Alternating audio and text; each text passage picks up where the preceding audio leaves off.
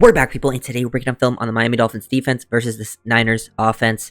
Pretty solid performance all around. They clutched up when it mattered. Wasn't perfect, I think, you can really point out to the usual suspects of who performed well and who didn't perform well. Like on defense, Jordan Brooks playing out of his mind as usual. Then up front, Chop Robinson, Zach Sealer, Calais Campbell making some big impact plays. Benito Jones, playing some solid football for you. Quinn Bell playing solid. In the secondary, it wasn't as pretty, but I think Kohu and Fuller had pretty good games. Fuller, obviously, he got injured. Hopefully, he's good. And then Kohu had the game-sealing interception.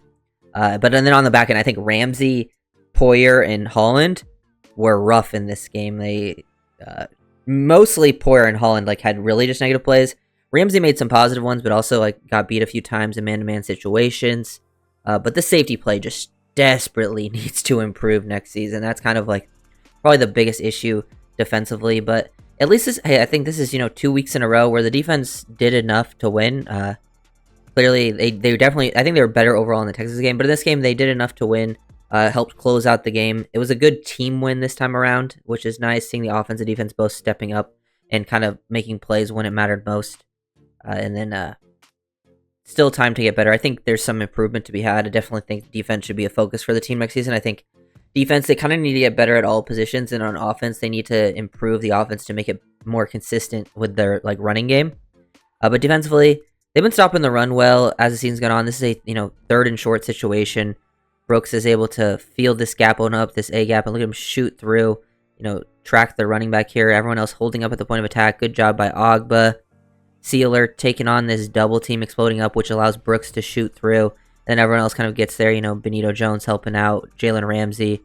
Looks like Calais also gets involved late. Just a big play and forced a punt on the first drive. Just stopping some short yardage runs. They stopped the run fairly well in this game. Wasn't perfect, but the Niners were more committed to passing the ball. Here we get the blitz going. Dolphins work.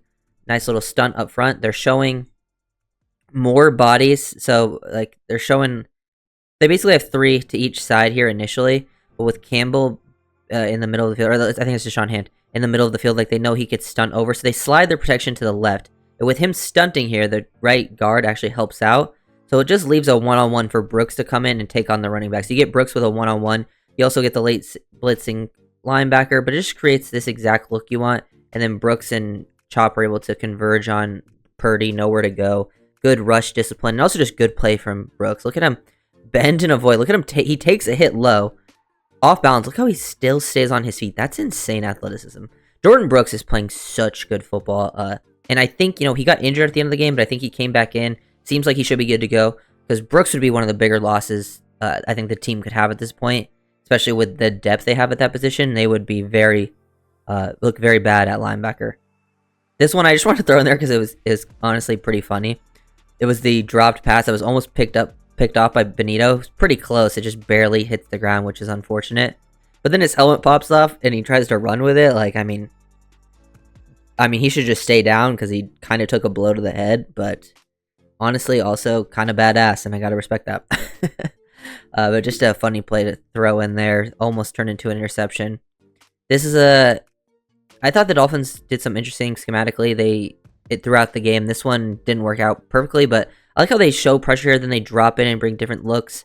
They're able to drop Chop into a throwing lane. They're able to drop Jordan Brooks, who is showing pressure, and then they bring the nickel off the opposite edge. Ko is going to get there unblocked and actually gets the hit. It's just Deebo's coming open late. They have Kittle taking on Brooks. Holland just got to make the tackle. Holland missing an open field tackle. It was the right call. You would have had them stopped for a 4th and 4. Maybe they go for it, but they probably kick a field goal, but no, they pick it up. Get downhill. They could not tackle Deebo all game long. Here's another example of it. Looks like the Dolphins play man-to-man. They're playing cover 2 man, but Ramsey's on the outside. He's playing outside leverage. They're kind of, stacked up here with Deebo. So Deebo's able to get a free inside release. Ramsey then, not able to make up for it. Ramsey got beat in man-to-man multiple times throughout the game. 3rd downs. There's another 3rd down as well. Pass short of the sticks. All of them meet there. Poyer tries to take him on, bounce off. Then Holland hits him. Ramsey trips over himself, falls to the ground, and then Deebo works through the tackle.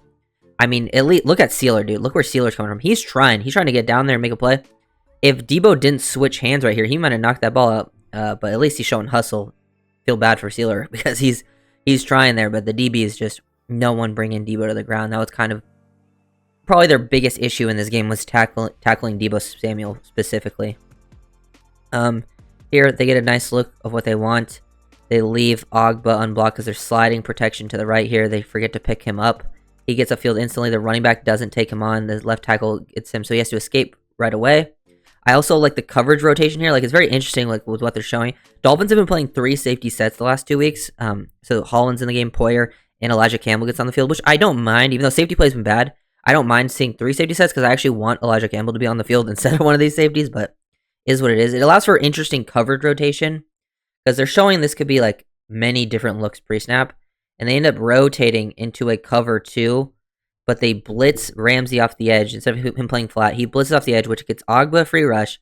Then Campbell, who's the third safety in the game, comes down to play the flat. Poyer and them rotate middle of the field. They're playing Tampa 2. Anthony Walker gains depth. It's just an interesting look to disguise coverage, confuse things, and, nothing's really open. Ramsey is in a good position, but he jumps again. Purdy fakes him out. Then, good job by Fuller sticking with this. The only thing open is Deebo across the field. Fuller sticks with it, makes a play at the catch point. He had a couple pass deflections in this game, so good work there from Kendall. Hope he's good. Dolphins struggle with the screens in this game. They get Kittle working underneath on the screen. This was it happened multiple times. Kittle, Juszczyk had a big one as well. Dolphins just not recognizing it up front. The D-line is working too aggressively. Linebackers were a little bit late to recognize it, and then there's just 3 blockers on 2. And then the safeties just not making plays. They're just not lacking explosiveness on the back end. Like, Poyer's not going to get there. Campbell, is playing deep, so he's not going to be involved. Holland's getting blocked by the receiver on the other side of the field. There's just too much space to work with for these guys in this situation. This was one of the biggest plays of the game. I broke it down in my chop video if you haven't watched that. Chop off the edge. This is a 3rd down right before the half. Forces a field goal. Kittle gets open on stick versus the linebacker. Wide open. It makes sense. He's going to beat Anthony Walker most times. Chop gets his hands up and deflects it, which was a huge play. 4-point swing. And at the end of the game, that would have been a huge difference because it probably would have put the Niners up, or at least they would have just needed a field goal instead of a touchdown at the end of the game. It was definitely could have changed the outcome of the whole game. But the Niners hit some big explosives, play action, and gets sucked down. This is probably one of Jordan Brooks' negative reps where he got beat over the top just a little bit late, and they hit the seam route versus cover 3, which is a cover 3 beater. It's tough to stop. They bring pressure off the right edge here with Holland blitzing all day long, and they, other stuff's pretty much covered up, but they hit you in exactly where they needed to. Kittle, Deebo, were kind of always going to be problems. But they were able to still hold them to a field goal. Good pressure up front, good win by Ogba. Dolphins end up playing quads down the red zone, so they're just playing quarters. They kind of take away the initial looks there of everything. Nothing's really open, and then Ogba's able to win his battle. Then you get I think that's Calais looping around, so they're able to, force Purdy to not really have anywhere to go with it and just chuck this incomplete to Juszczyk. Kohu comes down to leverage that route too. Good job from the whole defense there all around. Made some just nice plays. Next drive, they drive down again, another 3rd and short. Dolphins actually cover this up pretty well. They get the play action boot. Brooks does a good job covering 82 into the fly. He takes that away. And it's actually a good job by Holland and Walker to come back downhill and not really allow Purdy to run for it because they make Purdy decide to throw it. It's just a good throw, and then Kittle makes a tough catch on Ramsey. Ramsey gives up another 3rd down completion and man-to-man. It happened like 3 different times in this game, which is unfortunate. It's not even like he had bad coverage here. It's just Kittle made the better catch. And then I think Jordan Brooks got hurt on that play too. So Jordan Brooks comes in. You get widened out. Walker shoots down. It's tough to say. I'm guessing either Walker plays this like he's getting downhill on the blitz, and either Walker's supposed to drop back and be in like this lane right here, or Walker's blitzing. And if Walker is supposed to be blitzing and going after the quarterback, Riley has to replace this and get over. Either way, I just think, when you don't have Brooks in there and you have Walker and Riley, you're going to be limited at the linebacker position. They get over the top, and you give up the touchdown on the play action stuff, which, can be tough to cover, and I think that would be a weakness of the Dolphins defense, especially with no Brooks in there. That's why I think, getting off-ball linebacker help for Brooks would be huge next season. But they made some huge plays in the game late. Here's a huge stop. Dolphins disguising some coverages, how they rotate into... Like, this ends up being Tampa 2. This is actually a crazy coverage rotation. They're kind of showing man-to-man pre-snap because Ramsey's lined up here. Kohu in this bunch is lined up on the middle guy, so it looks like, man-to-man. But they rotate out. Kohu goes into the slot. He plays into the flat. He's the half man. The corner over there, I think that's Duck. Duck rotates to deep half. Poyer deep half. Holland's underneath as like he's like playing a vertical hook. He's vertical hook. He's playing as the middle linebacker Mike, carrying over the middle. They actually cover up everything really really well. Ramsey squeezes Kittle. Everything's kind of taken away, and then Purdy gets pressure on him because stuff's taken away. They work a nice stunt. Sealer, Ogba in his face. He checks it down, and then good job here from Ramsey. And this was Riley's best play to just get involved in both, make a tackle, rally, hold him short, force a punt. Big play. And then this is the closer. One of Kohu's better reps, I think, in zone, especially as of like Dolphins go Tampa 2. So that means he's a vertical hook defender. This is like, and this is where teams try to attack Tampa 2 is this part. They have this guy, they carry out the middle of the field defender, and they try to hit that part behind these two, because usually the vertical hook could get affected by this guy, and then this vertical hook's supposed to be affected by the running back. But Kohu just gains depth, knows he can keep things underneath him, and he gets in the throwing lane and knows, like, hey, they will try to attack this part of the field, so he just feels this instinctually, understands what needs to be done. He starts floating into the inside and gains the perfect amount of depth. And then also the stunt up front, we'll watch it from the other angle, but that's a huge part of the play as well. And then Kohu gets the pick. Good for Kohu. He's been playing, Cater's been the best defensive back the past 2 weeks for the team. And then you hear it, see it up front. The stunt that kind of gets this going. Sealer takes on basically 3 guys out of the play. He's the crash guy. He crashes down in the center, takes him with him, but still stays on the guard, which allows Campbell to loop around, get a free lane. Purdy can't step into it, and then the ball doesn't go as far as he wanted. Clean. Kohu gets the pick.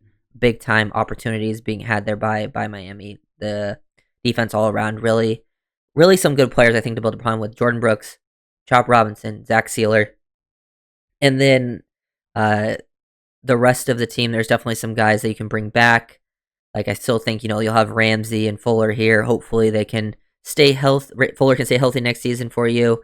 Kohu is a restricted free agent. I wouldn't mind bringing Kohu back. I still think you should add to the corner room. Maybe another guy that could potentially start. Maybe you move Ramsey inside, or maybe he even could play safety for you, because we know Ramsey can play pretty much every secondary spot, just depending on where you're strong at. And then kind of the rest of the team, you want to add an off-ball linebacker. You need to add some defensive tackles next to Sealer. I don't know who you'll bring back upon those group, but everyone else is a free agent. But it'll be interesting to see. So if you guys are really, make sure to like, comment, and subscribe, and I'll see you guys next time. Peace.